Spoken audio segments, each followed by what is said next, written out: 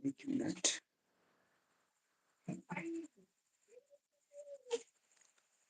तो जैसे मैं बोला कि आपका हर चीज पुराना को छोड़ना है,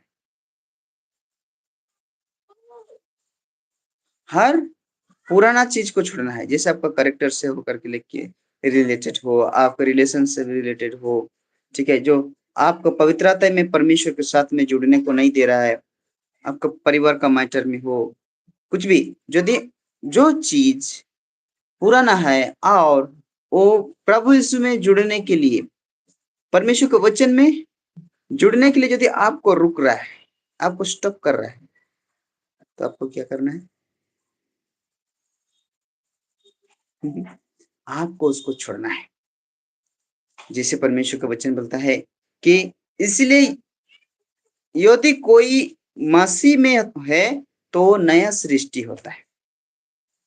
यदि कोई प्रभु यीशु ख्रिस्त में होते हैं तो क्या होता है? नया सृष्टि होता है, नया बन जाते हैं। पुराने बातों को सब परमेश्वर साफ कर देते हैं, धो डालते हैं।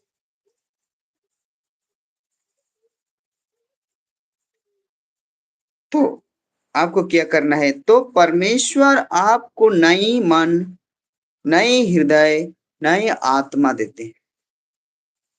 जब सब कुछ पुराना खत्म हो गया तो परमेश्वर क्या देते हैं? नई आत्मा देते हैं। हालेलुया।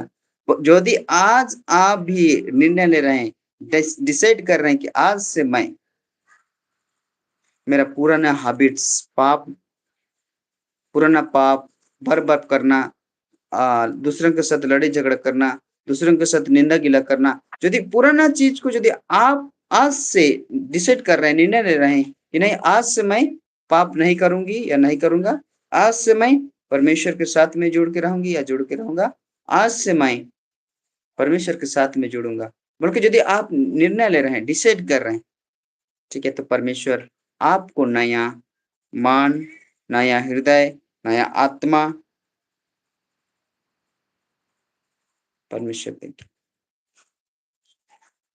ठीक है, तो परमेश्वर में लिखा हुआ, परमेश्वर के वचन में लिखा हुआ है, एजेकियल 36 का 26 में, आपको यदि बाइबल है पढ़ सकते हैं।